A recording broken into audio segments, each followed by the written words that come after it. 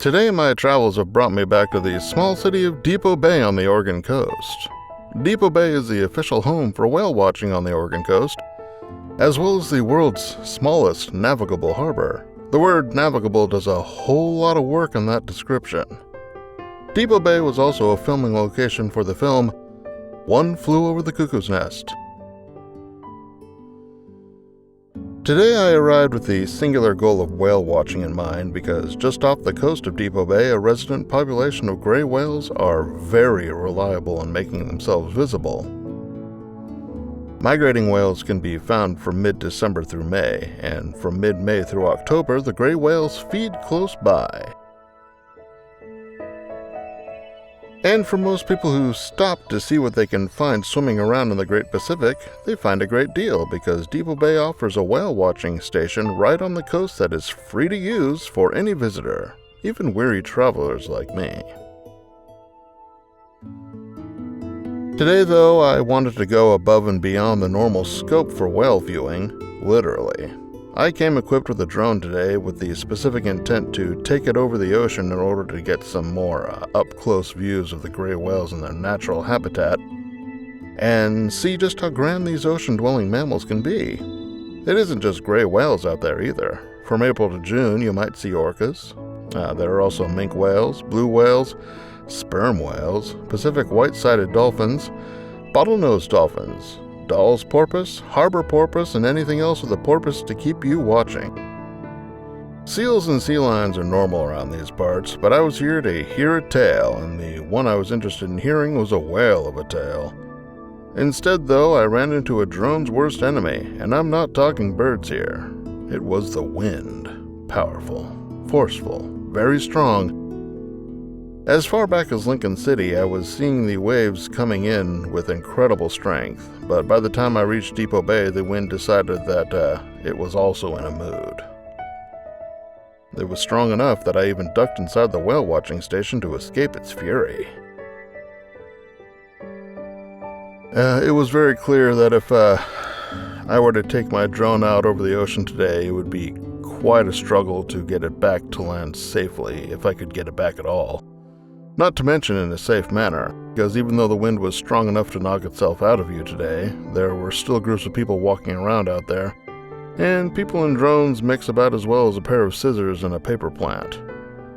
I was out here though, far from home and looking for something to do. So I took the pass under the bridge and decided upon this, the smallest navigable harbor in the world, right here in Oregon, part of the Great Pacific Northwest.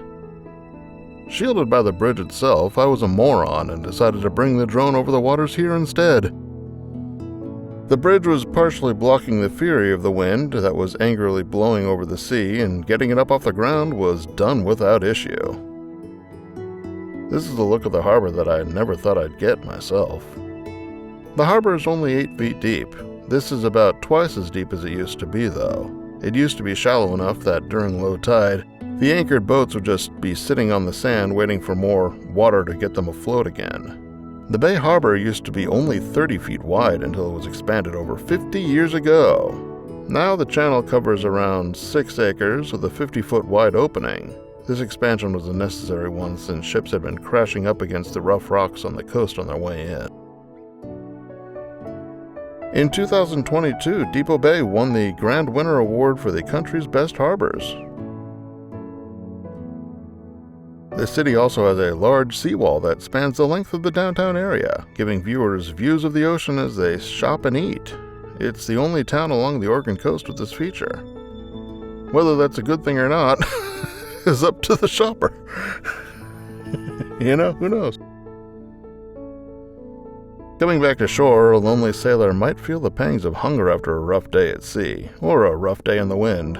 Seriously, the winds were picking up, and between the drone avoiding the power lines nearby and protecting passerbys from a drone landing on their head, this thing was difficult to land, making me appreciate not having taken out over the sea in search of whales. But yes, the city may be small, but there are good places to dine here. There's the Chowder Bowl for fresh seafood and chowder. Tidal Raves for selections of Northwest wines, classic cocktails, and a menu featuring fresh seafoods at a not too uncomfortable price point. I mean, some of the dishes are kind of spendy, but it's actually not too bad, along with some delicious desserts. Gracie's Sea Hag is a place that is famous for their clam chowder, their Friday night seafood buffet, and their delicious salads. I've heard a lot about it. Restaurant Beck makes their foods from fine foraged and locally farmed ingredients. That sounds like a lot of fish to me, but they have a lot of other foods as well, like beet salads, vegetable tarts, pork belly, Wagyu beef, duck, and desserts that aren't fish. If the sailor isn't craving much though, there's the Pirate Coffee Company if you just want a cup of joe and maybe some stuff from their bakery to go along with it. There are also a series of tourist trap shops along the main drag which serve their purpose well enough. I've liked the popcorn and saltwater toffee from these places in the past anyway, so I can't claim that they didn't make a sale off of me at some point too. All in all, Depoe Bay is a place I've been to before and have enjoyed the brief time I've spent within. The Dueling Horns feature is an awesome sight to see, and I'll have to press record when I am here and they are working. In fact, the winds were so high and the waves were so rough today that I'm slightly surprised they weren't going off. So we missed gaining our own whale of a tale to tell, but still managed to spend a pleasant time at this little stop on the Oregon coast. If you ever get to the area, stop by the whale watching station and see if you can see what eluded me today. With friendly people and good foods to eat, you'll be glad you did.